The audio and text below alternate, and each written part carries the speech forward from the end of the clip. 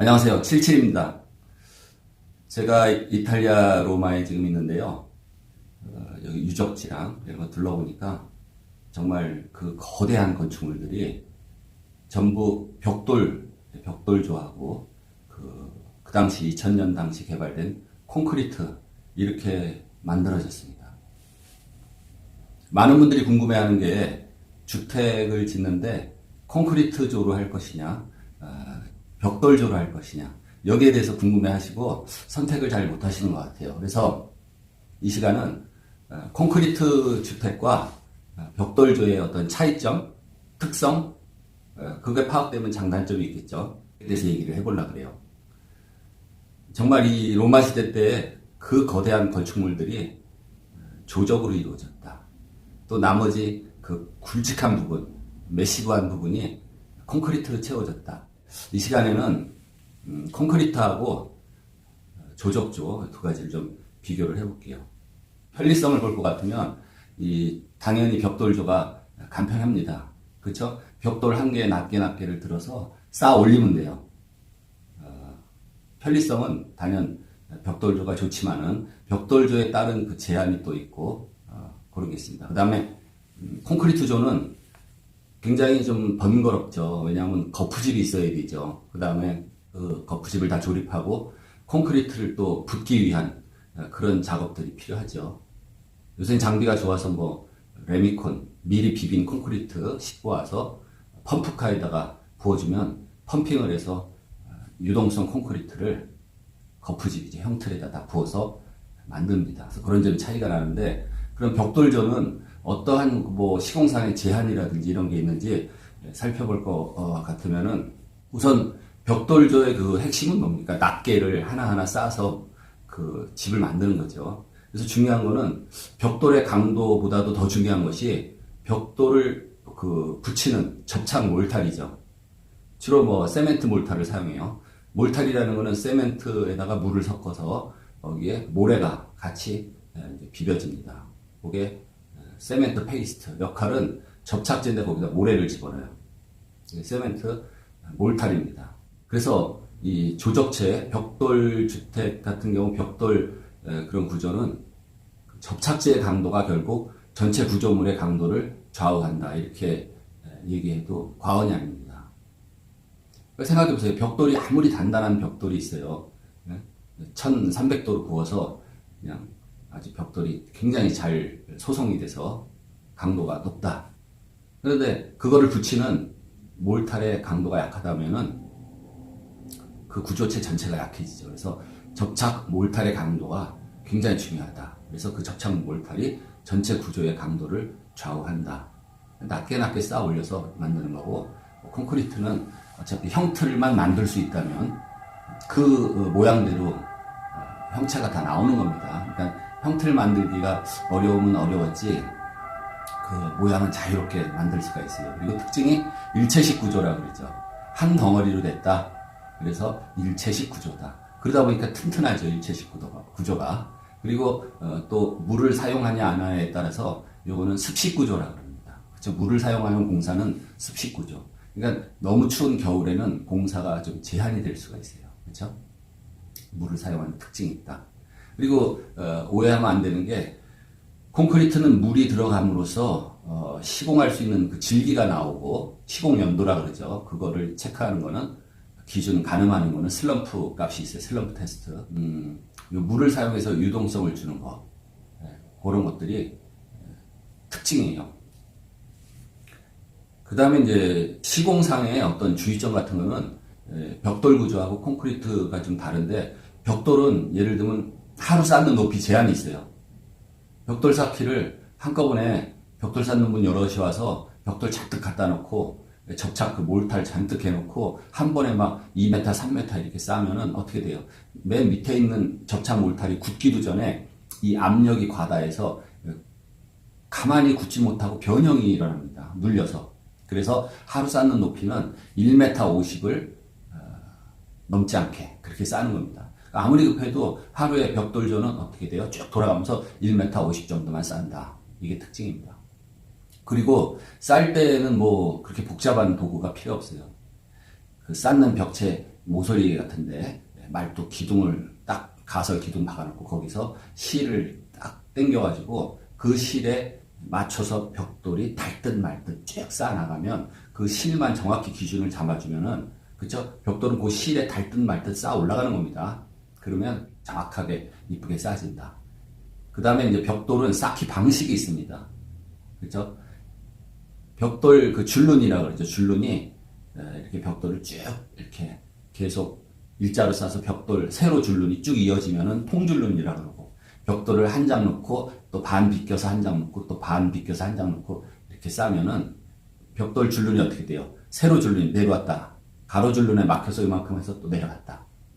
이렇게 쌓아지게 되죠. 그거를 막힌 줄눈이라고 그러는데 구조적으로는 그 막힌 줄눈이 좋습니다. 그래서 쌓기 방식이 통줄눈, 막힌 줄눈 이게 있고, 그 다음에 길이 쌓기라는 게 있고 또 마구리 쌓기라는 게 있고, 또 영국식 쌓기 방식, 미국식 쌓기 방식, 화란식 쌓기 방식, 화란식이 네덜란드식이죠. 이렇게 쌓기 방식이 또 종류마다 다 있는데 방식마다 조금씩 뭡니까 강도가 차이가 나요. 근데 왜 그 영국 사람들은 영국식으로 쌓고, 프랑스 사람은 프랑스식으로 쌓고, 미국 사람들은 왜 미국식으로 쌓는지는 그 정확한 근거는 모르겠어요. 어쨌든 미국 쪽에 가면 다 미국식으로 쌓았어요.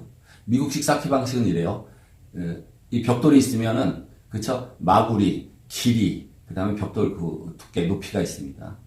마구리가 그 짧은 쪽 있죠. 그러면 그 마구리가 쭉 보이게 한 켜 쌓고, 길이 쌓기로 5켜 쌓고, 또 마구리 쌓기 한 켜 쌓고, 길이 쌓기 또 5켜 쌓고. 이게 미국식 쌓기 방식이에요. 그래서 쌓기 방식별로 다릅니다. 그러니까 마구리가 보인다 그러면 뭡니까? 최소한 1비 쌓기 이상은 했다. 1비가 뭐예요? 벽돌 길이, 한 장 길이 기준을 1비, 불익의 약자를 써서 1비라 그러는데, 그게 이제 그쵸? 마구리가 보이니까 최소한 두께가 1비 이상은 될 거 아니에요? 그 다음에 이제 홈파기 규정도 있습니다. 홈파기를 많이 하면은 벽 자체가 약해져요. 벽돌 구조는 벽 자체가 내력벽입니다. 그쵸? 힘 받는 벽이죠. 벽체를 쌓아 올라가면서 그 벽 자체가 내력벽이 돼요. 그렇기 때문에 이 내력벽으로서의 역할을 충분히 할 수 있는 규정이 있습니다. 그래서 홈파기 규정. 그래서 홈파기는 가로로 파는 홈이 있고 또 뭐 세로로 파는 홈이 있겠죠. 그래서 그걸 너무 과다하게 홈을 파면 어떻게 돼요? 벽이 약해질 거 아닙니까? 그래서 가로로 홈파기, 가로로 홈을 팔 때는 3m 길이 이하로 파야 되고, 그 다음에 홈 파는 그 두께는, 홈 파는 깊이는 벽 두께가 있으면은 벽 두께의 3분의 1 이하로 홈을 파야 된다. 가로는 3m 이상 파면 안 되고, 세로는 그 층, 그 높이의 4분의 3까지만 팔아.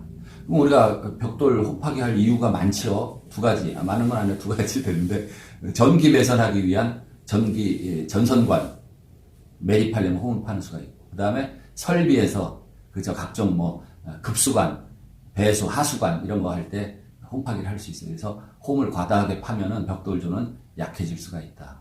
거기에 반해서 콘크리트조는 어떻게 돼요? 뭐 홈파기 할 거 없이 콘크리트 타설하기 전에, 붙기 전에 각종 배선, 배관을 전부 다 거푸집 안에다가 배치를 하고 그 다음에 콘크리트를 다 붙죠. 네, 그러면 그 배선, 전기 배선관이라든지 급배수, 하수관 같은 게 전부 콘크리트 안에 매설된 채로 그렇게 할 수가 있습니다. 그럼에도 불구하고 미처 못한 부분은 또 콘크리트도 까야 돼요. 네, 전기하고 설비는 까는 일이 반입니다. 네, 그렇게 효율적으로 하면 안 되는데. 그 다음에 이제 벽 두께가 있어요. 그래서 조적조 벽돌 벽은 거의 다 내력벽이다 이렇게 생각하시면 되고, 그러다 보니까 창을 크게 뚫으면 되겠어요? 안 되겠어요? 이 벽이 이렇게 한쪽 벽이 있는데 창을 나는 통유리를 낀다 그래서 이만큼 막 크게 창을 뚫으면 어떻게 되죠? 그 벽이 힘을 못 받는 벽이 되는 겁니다. 그래서 이 벽돌조에서는 개구부 규정이 있어요. 그래서 벽돌 벽체 이 출입문 창의 규격은 어느 정도 이하로 해야 된다. 그런 규정이 있습니다. 그 다음에 또 방식 중에서 내쌓기라는 게 있어요. 저 벽돌 벽체가 이렇게 있으면은 이쪽 창 윗부분이라든지 창턱 밑부분에는 벽돌을 조금 이렇게 내밀어 쌓을 수가 있거든요. 그래서 그 내밀어 쌓을 때는 또 뭐 이렇게 말하자면 무식하게 많이씩 내밀어 쌓으면 안 돼요. 벽돌 전체가 길이가 하나가 뭐라죠? B라고 표현을 하죠. 분리계 약자 B. 그러니까 표준 벽돌은 벽돌 길이가 19cm입니다. 그래서 그 줄눈 몰탈 1cm 합치면 20cm가 되죠. 그래서 어쨌든 요 19cm가 1B예요. 그래서 내쌀 때는 뭐 4분의 1B 이상씩 더 길게 내싸면 안 된다. 또 전체 이렇게 4분의 1, 4분의 1, 4분의 1, 4분의 1 전부 내싸서 점점 내싼 전체 내민 길이가 2B 이상 되면 안 된다. 어떻게 돼? 2B 이상 되면 이게 길어지면은 이 무게가 뭡니까? 모멘트가 생겨서 벽돌 이 벽체 자체가 이 내민 그 부분이 이렇게 뚝 떨어질 수가 있어요. 그래서 이쪽 로마에서 전부 보면은 이 도심지의 건축물들이 거의 뭐 200년 전 건물들이 거의 대부분이에요. 최근에 졌다는 게. 그러면은 특히 그 건물 벽돌조예요. 근데 빌딩입니다. 뭐 거의 5층, 6층, 7층 이렇게 돼 있어요. 상당히 벽돌조로 그렇게 지었어요. 철근도 하나 안 넣고, 예, 철근 뭐 바닥 슬래브 철근 콘크리트가 아닙니다. 목재로 받쳤거나 약간의 뭡니까? 예, 아치라고 하기엔 그런데 볼트라고 하죠. 볼트. 아치처럼 생긴 이 바닥판 볼트라고 하는데 그런 식으로 했어요. 그래서 이 바닥이 어떻게 됩니까? 이렇게 쉼에 그런 힘을 받지 않아요. 약간 이렇게 볼록하게 아치를 만들었기 때문에 바닥에 대한 어떤 힘이 쉼으로 작용하지 않고 전부 이렇게 축방향을 타고 압축으로 작용하는.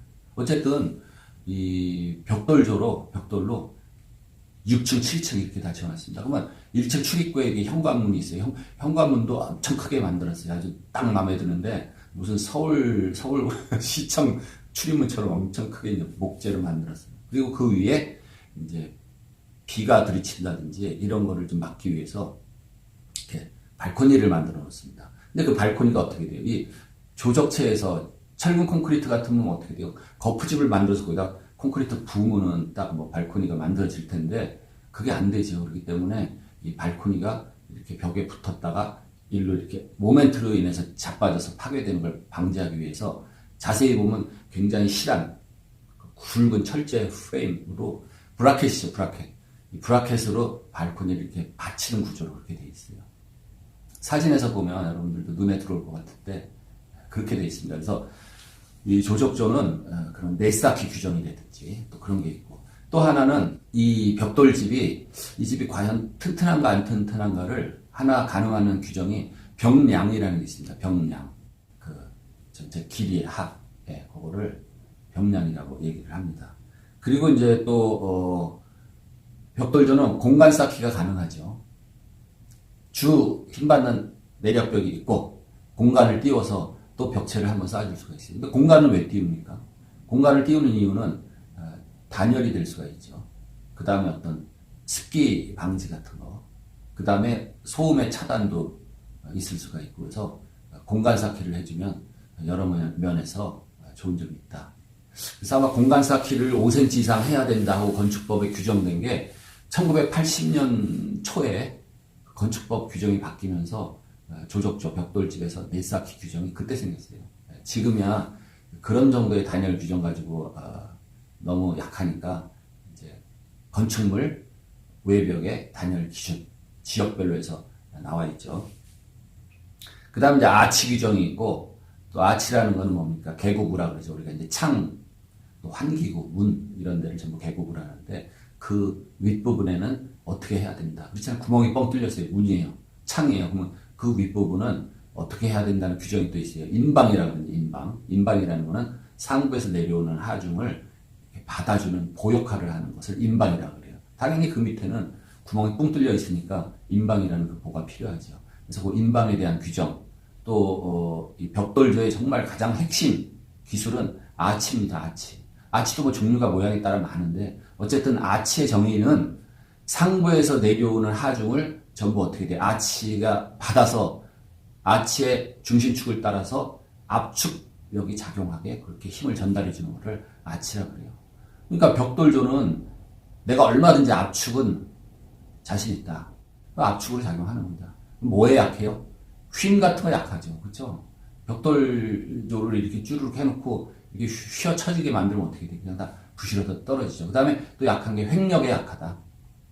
옆에서 막 흔드는 거. 그러니까 벽돌로 이렇게 지었어요. 그 다음에 위층에다 뭡니까? 이게 슬래브, 콘크리트를 해놓고 그 위에서 차가 올라가기 위해서 나 주차하겠다 그래서 그 위에서 차가 왔다 갔다 하면 어떻게 이 횡력이 작용하죠. 이런 횡력입니다. 이게 약할 수가 있죠. 그 다음에 우리나라는 잘 없지만 지진이 일어났을 때 지진이 이렇게 흔들리는 지진도 있고 이렇게 흔들리는 지진도 있는데 이런 지진에 굉장히 약하다. 그래서 지진이 많은 일본에는 절대로 벽돌로 집을 짓지 않는다. 전부 나무 막대기로 해서 그 가구식이라 그러죠. 목조 또는 이제 포스트 앤 빔 그런 방식으로 집을 짓습니다. 그 밖에 이제 벽돌은 이러한 여러 가지 구조적인 기준이 있어요. 그래서 벽의 하나의 길이는 무한정 길게 못합니다. 그렇죠? 내가 저택을 짓는다고 벽 길이를 15m, 20m 이렇게 못해요. 그래서 하나의 벽 길이는 10m 이내로 해야 된다.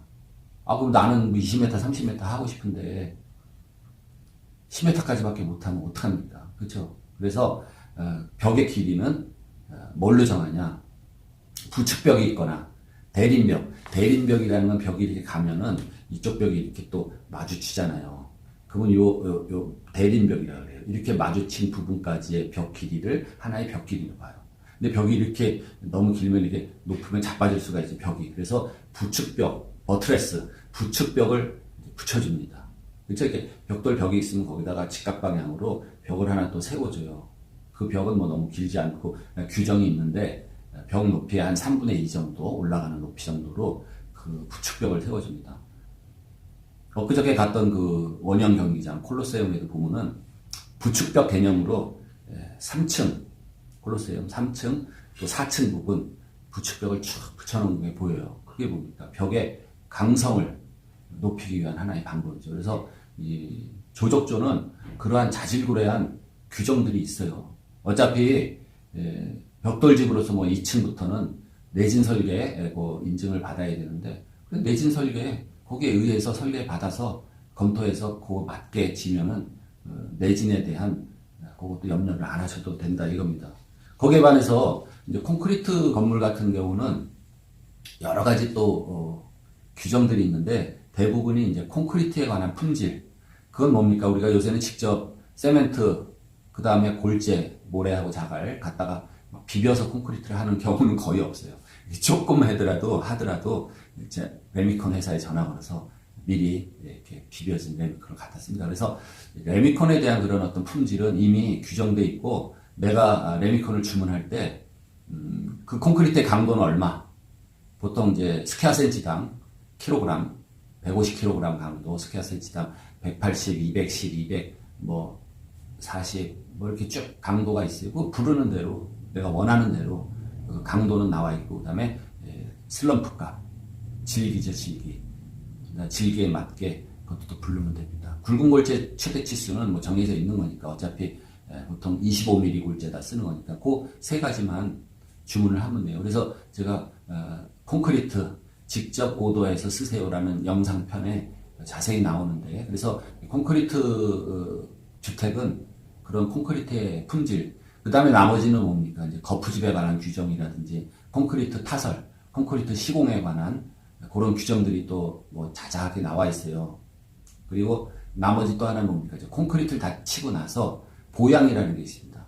얘를 잘 보호해 줘야 돼요. 콘크리트를. 그냥 콘크리트 딱 붙고 나서 그냥 방치하면 안 되고 뭡니까? 물기가 마르지 않게 얘기했지만 콘크리트는 세멘트는 물과 함께 화학 반응으로 강도가 나오는 거거든요. 그렇기 때문에 충분히 경화작용, 수화작용이라고도 하는데 콘크리트가 물과 함께 화학작용을 하는 동안에는 충분한 물기가 있어야 된다.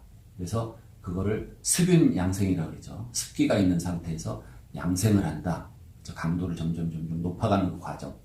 그런 규정들이 있고 그다음에 요즘 어차피 철근 콘크리트니까 철근의 배근에 관한 그런 규정들이 다 있는데 그런 규정들이 다 따릅니다. 그 다음에 이제 콘크리트 그건 품질에 관해서 이제 재료제자를 쓰는 혼화제, 또 약품제자를 쓰는 혼화제라는 그런 거를 투입함으로써 콘크리트의 그 성질을 바꿔주는데 이런 거는 특수 콘크리트에서 나오는 얘기가 되니까 제가 그건 생략을 하고 요즘에 많이 또 부각되는 겁니까? 그 재물치장 콘크리트, 같은 말로 노출 콘크리트라고 그러죠. 노출 콘크리트. 근데 여러분들이 이제 노출 콘크리트의 그 뭐랄까 기원, 그걸 좀 아셔야 돼요. 네. 그런 개념입니다. 그래서 우리나라에서는 오히려 노출 콘크리트를 하기 위해서는 특별한 준비와 시공이 필요하다, 이렇게 생각이 듭니다. 이쪽 지금 뭐 로마의 서양 고대 유적지들을 보면은 조적하고 콘크리트, 물론 묵은 콘크리트죠. 그리고 우리가 이제 후대에 와서 말하는 그 로마식 콘크리트, 로만 콘크리트, 이게 막 뒤섞여서 그 하나의 건물들을 만들어놨는데, 그쵸, 구분을 해서 딱 콘크리트 건물 아니면 조적 건물, 벽돌 건물, 이게 아니라 벽돌하고 막 콘크리트하고 다 뒤섞은 그런 형태입니다. 디자인 면에서는 이제 벽돌조 같은 경우는 내장, 내부, 외부 전부 벽돌이 이렇게 노출되게, 그걸 치장 쌓기라고 그러는데 깔끔하게 쌓는 거예요. 그리고 중요한 거는 줄눈, 일본 말로 매지라고 그러는데 그 줄눈을 뭐 평줄눈, 뭐 그 볼록줄눈, 또 들어간 오목줄눈, 뭐 이런 것들이 있는데 그 줄눈 가지고 또 모양을 낼 수도 있고. 근데 이제 콘크리트조는 어때요? 보통 제가 말씀드렸지만 노출 콘크리트는 뭐 굳이 할 수도 있지만 비용이 너무 많이 드니까 안 할 경우에는 대부분의 이 콘크리트 주택은 그냥 뼈대 구조체로서 콘크리트가 안에 들어가는 게 대부분이죠. 그래서 내부 쪽에 또 치장하고 또는 단열도 하고, 그렇죠? 또는 바깥에 치장을 하고 또 단열도 하고 이렇게 되는 게 있어요. 그래서 내외부 외장, 내장 그런 것들을 또 해야 된다. 물론 벽돌조도 공간 쌓기를 하더라도 지금의 단열 기준에 맞추려면 또 단열재를 넣어야 되죠. 근데 뭐 두 겹 쌓기 할 경우에, 그쵸, 이게 더블 레이어로 두 겹 쌓기 할 경우엔 가운데다가 단열재 넣어도 되고 또 내단열을 해도 되고 뭐 이런 입장이에요. 그리고 주로 세멘트 벽돌을 쌓는 그 경우에는 보통 콘크리트 건물처럼 내장, 외장을 다 하게 되죠. 구조적인 특성으로 아까 말했지만은 나는 뭐 이렇게 현대풍으로 집을 박스형으로 모던하게 큰 창을 껴서 하겠다. 그러면은 벽돌조로는 안 될 수 있습니다. 곤란하죠. 그렇죠? 개고부 규정이 있고 이런 것들이 있기 때문에 벽돌조는 그게 좀 힘들 수가 있어요. 그러면은 어차피 콘크리트 쳐서 그쵸, 개고부 크게 낼 수도 있어요. 콘크리트조는 그래요. 콘크리트조도 이렇게 기둥 보호 방식의 콘크리트 골조를 할 수가 있고, 기둥 대신에 기둥을 납작하게 피면 벽이 되잖아요. 그쵸? 내력벽식 콘크리트 구조를 할 수가 있어요. 그 내부 디자인이나 여러 가지 면적 뭐 이런 거에서 유리하니까 아파트 같은 것도 과거에는 그쵸, 기둥과 보호 방식의 그런 골조를 하고 이제 비내력벽으로 그렇게 구성해서 아파트를 만드는데, 요즘은 전부 그냥 벽식 내력벽으로 그렇게 해서 골조가 올라가죠. 그래서 그런 점이 벽돌조하고 콘크리트조하고 틀린 겁니다. 그러면 주택을 짓는 데 있어서 두 가지, 비용은 어떠냐? 단연 벽돌조가 비용이 적게 들어갑니다. 여러 가지 뭐 거푸집이라든지 가설재 이런 것들이 생략되고 오로지 그냥 벽돌공, 그 다음에 접착 몰탈 이런 거 딱 준비해 주면은 기초 치고 나서 그쵸, 기초판에 이제 먹줄을 딱 튕겨서 그대로 쌓으면 그냥 되는 겁니다. 목조도 이 조적조 비슷하게 올라가는 목조가 그 통나무 주택이죠. 로그하우스. 통나무가 다 오죠, 로그가. 요새는 뭐 라미네이티드 그 통나무가 있는데 와서 다 레고 블록 쌓듯이 쌓아 올라가면 금방 돼요. 뭐 60평짜리 집도 그 로그하우스 쌓는데 벽체 쌓는데 한 3일이면 끝납니다. 그래서 요는 이제 조적 구조다. 그리고 핵심적인 포인트가 하나 있는데 그 기초 부분입니다. 그래서 조적 구조, 벽돌 구조는 기초를 굉장히 이렇게 튼튼하게 해야 됩니다. 기초에서 금이 갔다 그러면 그 크랙이 금이 같이 그냥 조적 벽체에 다 올라가는 게 대부분이에요. 거기에 반해서 콘크리트 구조는 어때요? 그냥 일체식 구조 아닙니까? 통째로.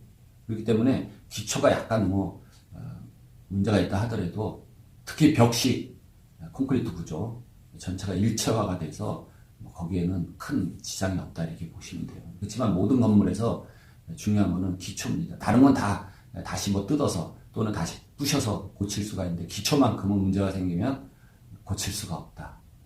그렇잖아요. 기초를 드러내면 건물 전체를 다 부시는 건데.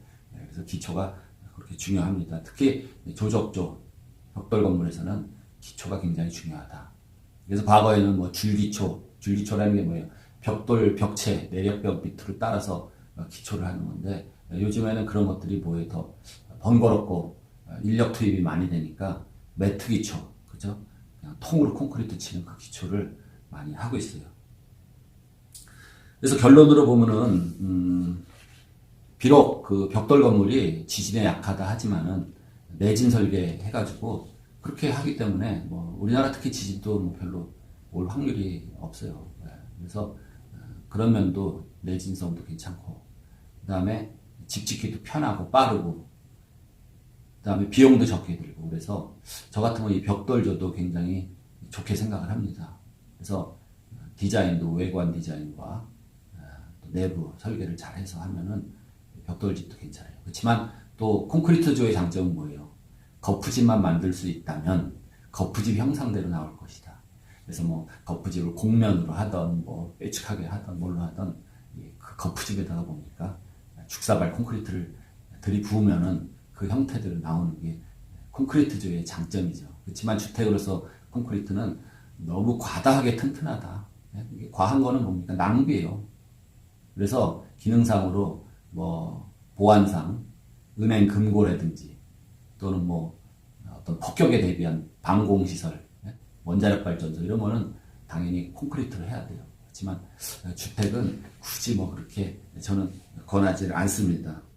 이탈리아 과거 2000년 전 유적지를 돌아보면서 정말 이 벽돌 쌓기에 대해서 제가 좀 더 좋은 인상을 받았어요. 그래서 벽돌집 좋다고 생각을 합니다. 오늘 얘기가 좀 길어졌는데 여기까지 마치고, 저는 지금 새벽 몇 시에? 지금 새벽 한 4시쯤 된 것 같은데 조금 있다가 오늘 또 남부 지역으로 좀 가볼 예정입니다. 또 뵙겠습니다. 고맙습니다.